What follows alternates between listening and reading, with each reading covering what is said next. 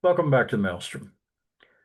For this episode, we're going to discuss something that's sensitive and can be controversial, and that's young men in violence. And specifically, we're going to talk about the assassination of Charlie Kirk that occurred this week. As we've said before, Maelstrom is not a political base. We're not taking a side for the right or the left. We're reporting. The sad fact for Gen Z males is gunshots are the leading cause of death. A lot of young men, for whatever reason, seem to wind up as shooters, as in the case this week, or in mass shootings and other sad events. So, Griffin, why do you think events like this week happen? And what's the profile of the kind of person that does something like this? It's a multi-layered, multifaceted issue. But with that being said, there's definitely trends that we notice that have been exploding in prevalence these past few years, past few decades. Typically, behind these acts of violence, particularly shootings, are young men, typically in their 20s and 30s. And the median age is early 30s, but oftentimes we hear about cases of men who are perpetrators in their late teens, early 20s. Now, an example of that was once again the recent Charlie Kirk shooter. Yeah, he was 22, so close to my age. There's so many opinions on why this demographic is prone to such heinous acts. These arguments vary on what agendas or how people align politically. I think it's important that we take a holistic view on this issue and not try to report things from one perspective. Here's a question for you, Dad. How do you think the left versus the right portray these acts of violence, talk about the underlying motives, and how these different sides of the political aisle talk about solutions? How are they different? And what are the flaws in their arguments? That's a big question. I grew up in the 50s and 60s, and the 1960s were a period of significant violence in the US. Martin Luther King, Malcolm X, Robert F. Kennedy Sr., two students killed at Kent State by National Guards, very violent protests. In the early 60s, there was the first real mass shooting, Charles Whitman at the University of Texas at Austin. I think what's happened now is we're so polarized. Your question about the difference in the right and left is great because both sides would tell you the other one is the cause. The right would say that the left preaches violence. The left would say, what about the two Democratic House members that were killed earlier this year? We haven't seen that kind of press. I think there's four things going on right now. One, there's polarization, and every act like this creates more division and more tribal thinking. The second thing, and this was far different than the 1970s, is misinformation. Even if you're sophisticated and don't rely on algorithms for your news, it's hard to know what's true and what's not. I think part of the violence and volatility occurs because of a lot of misinformation. Also, unfortunately, Gen Z, I think, has seen so much violence in real time, they've become normalized to it. We see so many different situations, issues. I think we get numb. We don't really listen anymore, which makes it harder for us to identify the potential victims and the potential shooters. From your Gen Z perspective, how do you see what's real and what's not? And what do you think is causing this? I had this really effective 12th grade history teacher. I was in 12th grade 6 years ago, which is crazy. We have these assignments in class where we covered current events. We had to essentially analyze what was going on from completely different perspectives, whether it was politically or from other points of view. The same teacher also taught Middle Eastern studies. So we did the same thing about how does this group report differently than that group? And then we had to write up this report on analyzing bias. So that's how I try my best. I'm still biased, but keeping that thought process in mind, I think everyone has an agenda, a narrative, and their own biases. I'm not immune to that either, but at least I try to be aware of that. I hope that answers your question. But going back to what we're talking about before, how do you think, circling back to young men and violence, how do you think the left and right discuss solutions differently? And how exactly are these arguments beneficial or flawed? Because we're trying to be holistic here, you think? Yeah, that's a very difficult question to answer without getting political. Whether or not you support President Trump or not, one thing that I do believe is we've become more accepting of rudeness, of violence, of people that say, for me to win, you have to lose. And that's prevalent on both sides. If I were on the left side, I would say, okay, Charlie Kirk created an environment where people disagree with him. And I think he did a very good job in creating a debate atmosphere that necessarily wasn't hostile, but it was polarizing. And the other issue is we've already had 300 mass shootings this year. Now, a mass shooting could be more than one person, but the reality is we see so much of this in our media, we almost come to expect it. No one's really surprised when an event like this happens. And both sides, the left will say he brought it on himself, the right will say he's become a martyr. Maybe both sides are correct.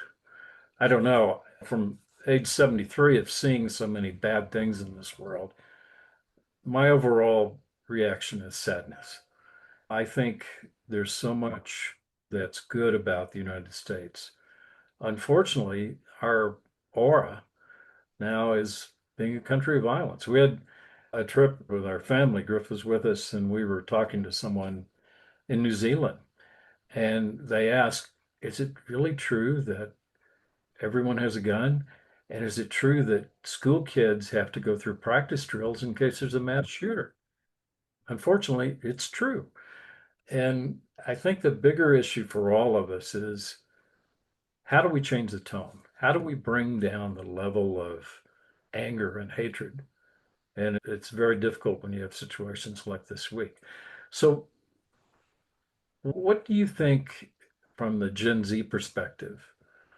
I grew up in the 50s where we pretended that we were protecting ourselves by doing what we called duck and cover in case there was a nuclear attack, which was, of course, ridiculous. Getting under your desk is not going to protect you from a nuclear bomb.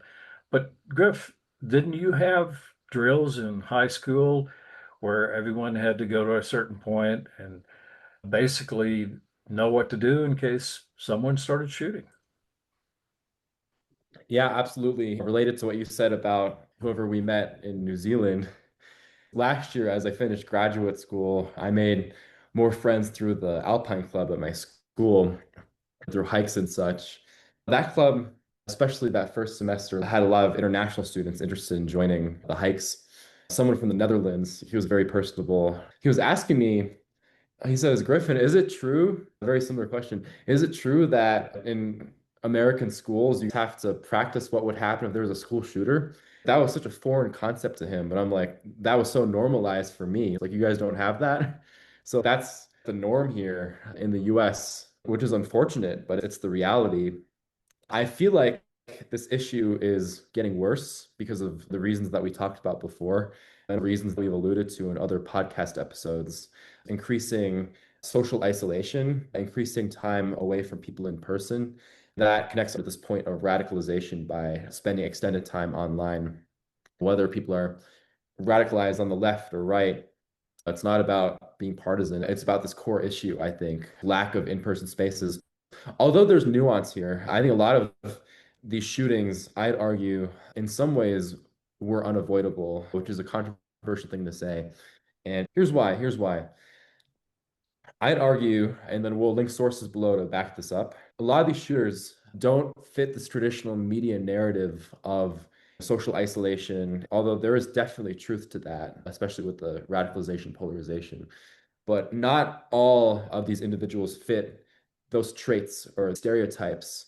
So I think there's a lot of nuance here. And I think just mental illness being not right in the head is a major factor. Like that's often a point brought up, I think, more by the right than the left. It often talks more about gun reform or stricter gun laws. And the right, of course, discusses the Second Amendment, puts more stake into mental health treatment. I think both arguments have their merits. I think there's a lot of complexity. It's not binary. People on both the left and the right would argue that supporting people on their mental health is very important right now.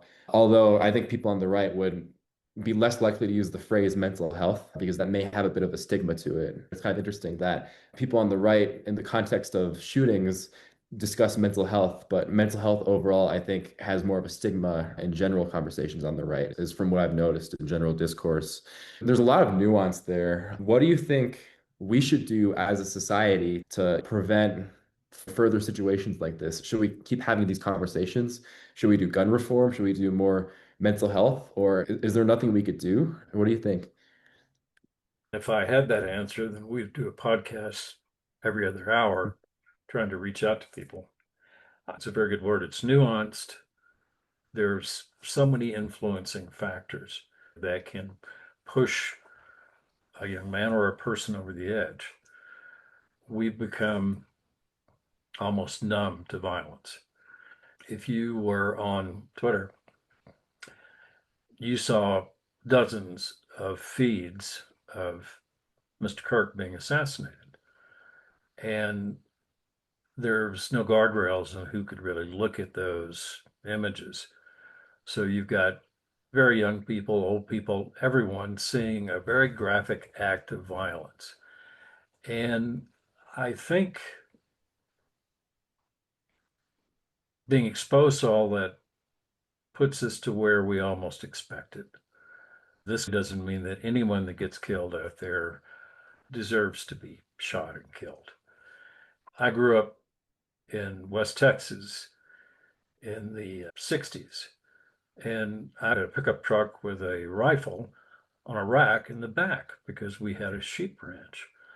And we would park in the school parking lot. No one thought about what if someone brought that rifle in and shot people because other than the event in the early 1960s in Austin, it really wasn't in the mindset that, oh, okay, I'm not happy. I'm going to go kill a bunch of people.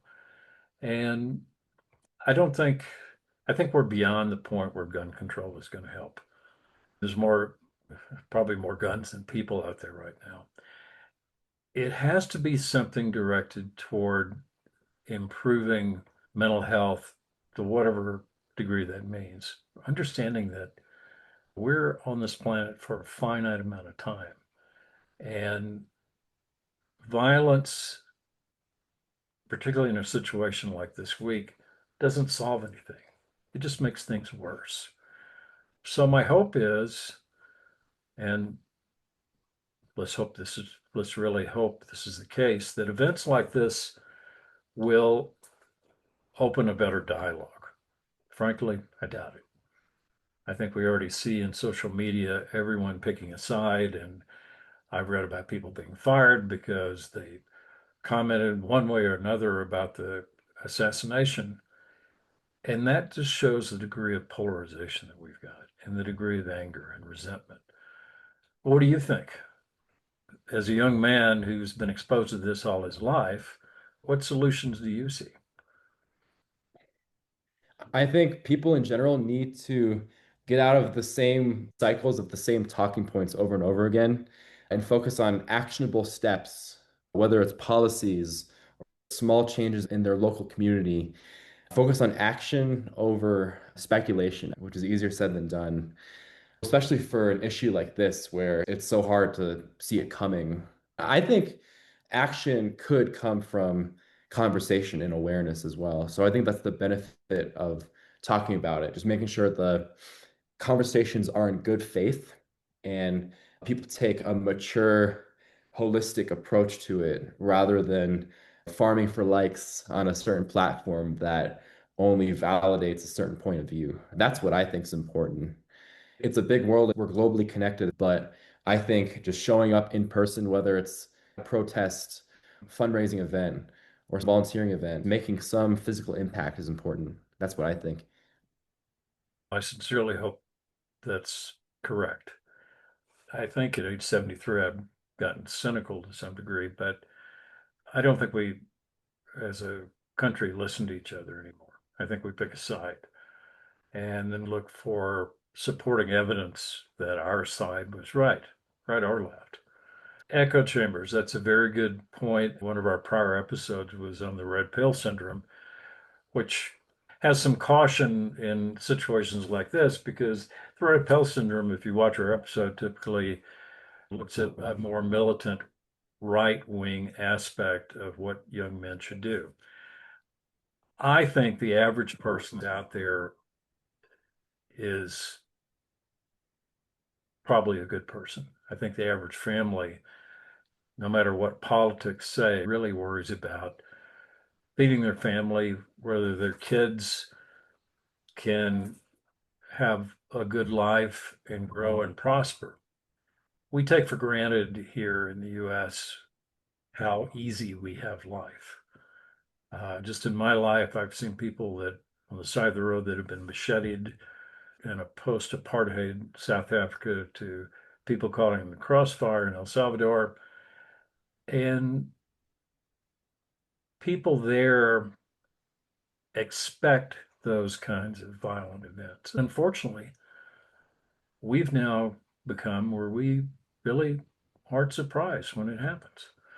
You would like to think that religion or something would cure this mindset, but unfortunately, it takes events like this that affect a percentage of the population and say, okay, no matter what I believed about Charlie Kirk, he was a husband, he was a father, and he had the right to be alive.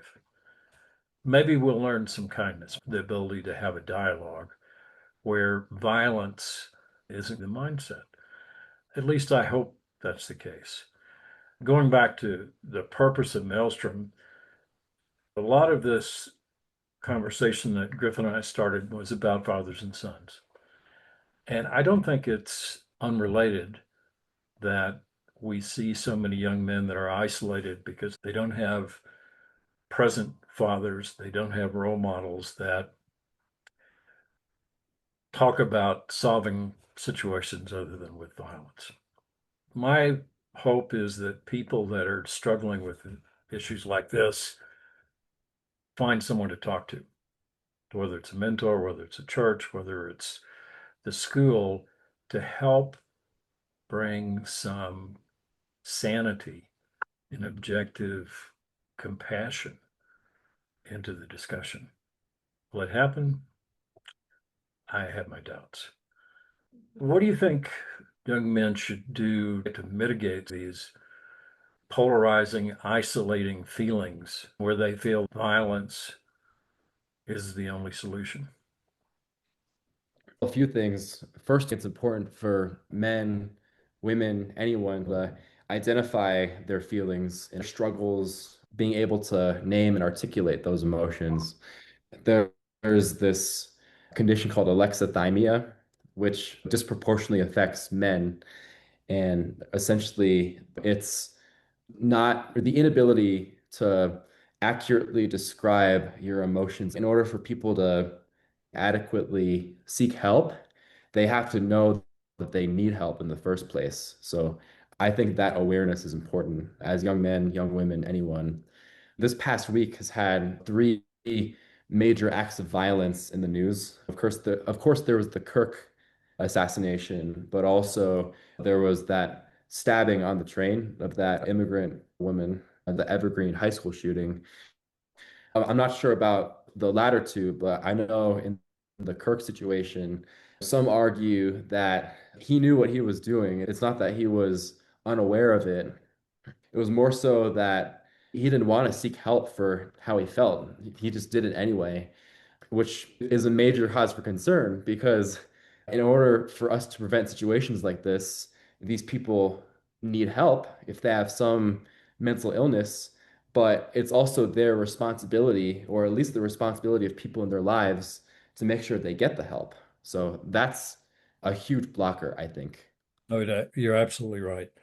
And there was a fourth event this week that's gotten lost in all of the very sad news, and that's the 24th anniversary of 9/11, the biggest mass killing in American history.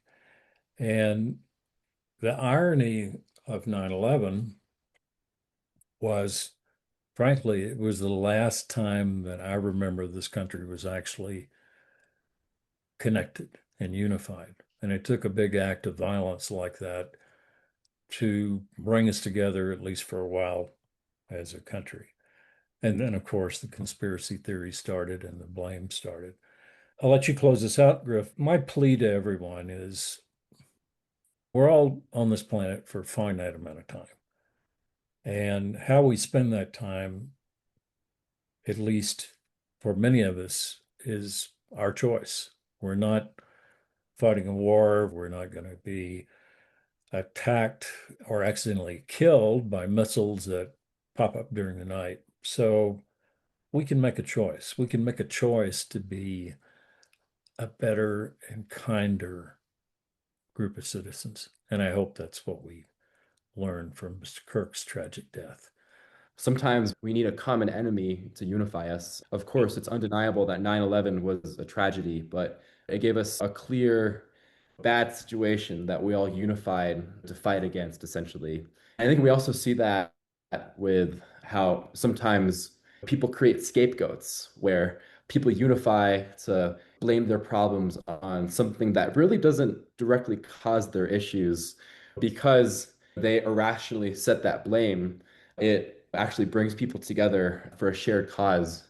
I'm not saying we should unfairly blame something that didn't cause harm to other people, but it'll be ideal if we could all be unified towards some greater purpose or greater goal while also not harming people. That's Uh, a tough one. I'm not sure what that would be. well, ironically, you said something that really resonated. Well, you said something that is a really good point of reflection. You said we had to unify against the common enemy. The sad thing is the common enemy has become ourselves. We've divided ourselves into tribes, into groups, into sects, whatever you want to call it. And we have a situation where every side looks at only their answer as the resolution to a problem.